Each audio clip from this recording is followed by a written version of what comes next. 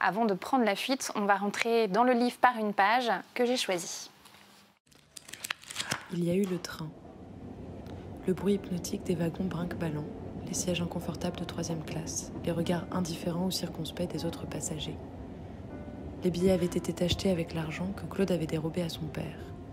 Les autres n'avaient pas pu l'imiter car chez eux, il n'y avait rien à voler. Arrivé à Nice, sentir pour la première fois l'air parfumé du sud qui déflore les narines, chercher insidieusement la gare maritime, prendre une attitude aussi innocente et dégagée que possible, aussi peu coupable que possible. Attendre le soir, puis embarquer sur un gros bateau blanc, au San Piero Corso. La joie barbare de sentir le vent tiède, sur la peau frissonnante, le ciel et la mer infinie, la Méditerranée bleue sombre. Regarder sans y croire, les lumières de Nice qui disparaissent. Ma mère m'a raconté cette histoire il y a peu de temps, en fait. On parlait de fugue, je ne sais plus pourquoi. Elle me dit, mais moi aussi j'ai fugué, j'étais en Corse. J'étais tellement étonné, quoi, de ma mère. Ah, toi, t'as fugué, t'es resté en Corse, mais combien de temps? Qu'est-ce que t'as fait? Bah, j'étais dans le maquis, j'étais dans un village. Donc j'ai trouvé cette histoire extraordinaire, même la raconter très rapidement. Et puis une fois que j'ai eu l'occasion, enfin la demande de faire ce livre, j'avais pas très envie de parler de moi. Et par contre, j'avais cette histoire que je trouvais extraordinaire d'enfants de banlieue, d'enfants désespérés, quoi. Enfin enfants adolescents, mais c'est comme des enfants parce qu'ils sont très naïfs, ils connaissent rien. C'est des filles, des fils d'ouvriers, ils sont à Argenteuil, ils s'ennuient terriblement. Le monde a aucune perspective, il y a aucune lumière, tout est morose, tout est triste, tout est coincé, tout est fermé, quoi. Un peu comme aujourd'hui. Et tout d'un coup, ils ont cette idée dingue de s'enfuir à Tahiti, quoi. Voilà. Sur un radeau. Sur un radeau. Et quand je dis à ma mère, mais vous pensiez vraiment partir à Tahiti en un putain de radeau, quoi. Elle dit oui, on y pensait. Donc ça montre déjà la naïveté, tu vois, de leur cerveau.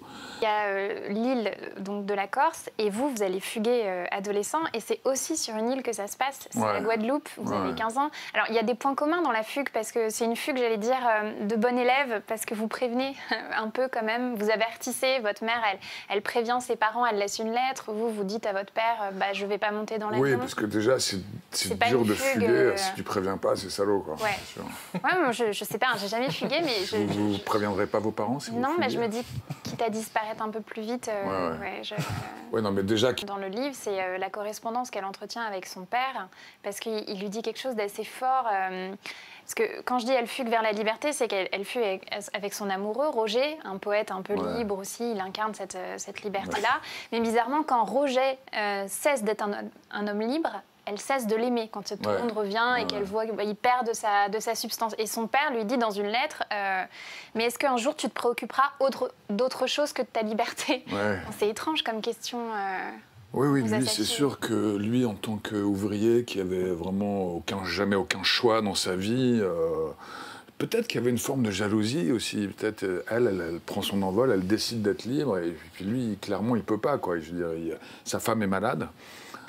Il a ses enfants, il a son boulot, il peut pas se tirer, quoi. Je veux dire, il peut pas avoir l'idée de ça, quoi.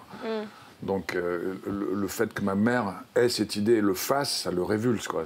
Mais pour qui tu te prends, en fait? Il lui dit, t'es qu'une prétentieuse, quoi. Tu penses qu'à ta gueule et tu te moques de nous, et tu penses qu'à toi. Alors, et les deux points de vue se comprennent, quoi. Je veux dire, mais moi, je suis plutôt du côté de ma mère. Je trouve qu'elle a quand même plutôt raison, même si c'était vraiment très très dur pour eux. Voilà, chez des adolescents, chez des enfants, il y a quelque chose de vital qu'il faut respecter parce que c'est la vie qui s'exprime. C'est beau et c'est fort et tu peux pas le juguler sous prétexte d'être fidèle à ta famille, quoi. Vous avez déjà fugué, Christophe? Non, je crois pas. Je me souviens pas. Non, j'ai pas. T'as jamais pris de champignon hallucinogène, c'est pour ça. J'ai pris des trucs, mais non. C'est une forme d'échappatoire aussi, hein. C'est une petite fugue, quoi. Ça me fait envie, là, maintenant. Je faisais pas vraiment des fugues, mais je faisais le mur, en fait, quand j'avais 14 ans, et j'allais danser en boîte de nuit, et ça rejoint un peu ce que tu décrivais dans ta fugue à toi, enfin dans la fugue, c'est-à-dire la nuit, le ciel étoilé, enfin cette liberté, la musique aussi qui représente une liberté en fait absolue. Ah oui. Et moi, c'est à cette époque que j'ai découvert Soft Cell et j'allais danser toutes les nuits. Quand j'avais 14 ans, je marchais 9 km dans la montagne quand même pour aller dans une boîte de de nuit qui était au centre de la Corse et qui était une des premières boîtes de nuit corse. Ouais.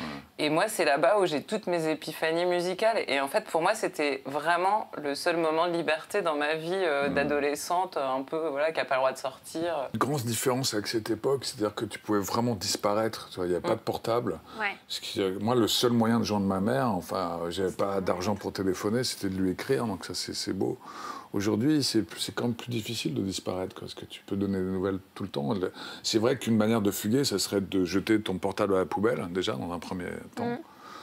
Ta carte bleue. Ta carte bleue aussi, c'est plus compliqué pour... Je t'en ai une, mais j'ai l'impression que c'est plus difficile de disparaître. C'est vrai que je trouve qu'on a de la chance, on n'est pas très vieux, on est un peu vieux, mais d'avoir connu une époque où même adolescent, enfant, tu vois, comme toi, en boîte de nuit, tu pouvais partir et... tout le monde te foutait la paix, tu vois. Personne ne savait où tu étais.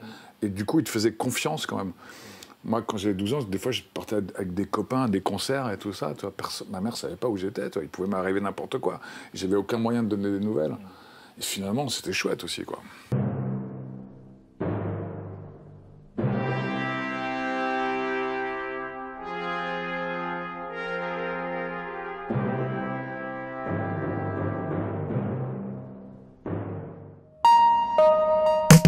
Clic Sport, c'est toutes les semaines sur Clic TV, c'est votre nouveau rendez-vous où chaque semaine, on vous propose de vous raconter ou de vous faire découvrir une légende du sport. Moi, j'ai plutôt vu ça comme, je sais pas, clic-clac, je sais pas.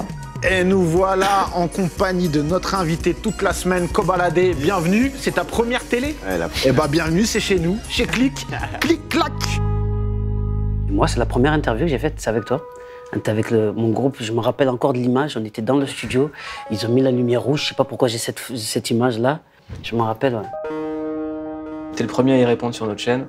C'est quoi ta définition d'une clique?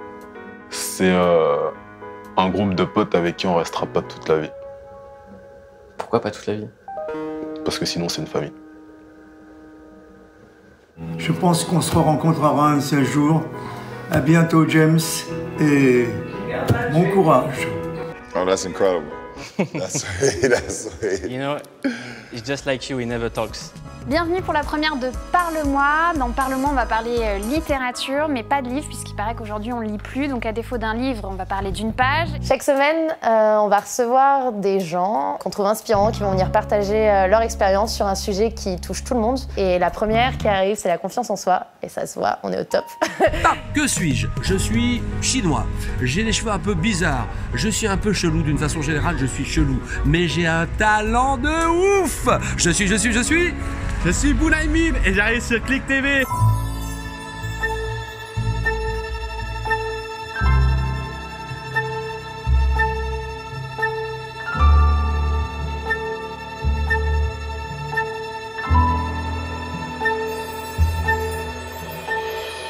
Salut, c'est Cut Killer et chaque semaine je vais vous présenter un album. Et cette semaine, Ready to Die de Notorious B.I.G. J'en fais bien. Mouloud, c'est pour toi. Reportage spécial en direct de la Somalie avec Jérôme Jarre ici.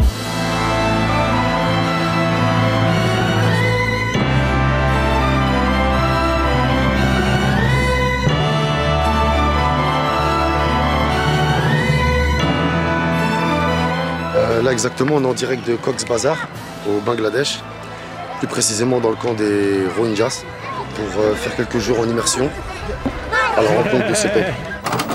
Moi, j'avais un rêve et j'ai été jusqu'au bout de ce rêve et j'espère que vous aussi, vous aurez des rêves et vous irez jusqu'au bout. Donc on touche ce bois là. Que t'as touché quand t'étais petit. Ouais, j'ai touché.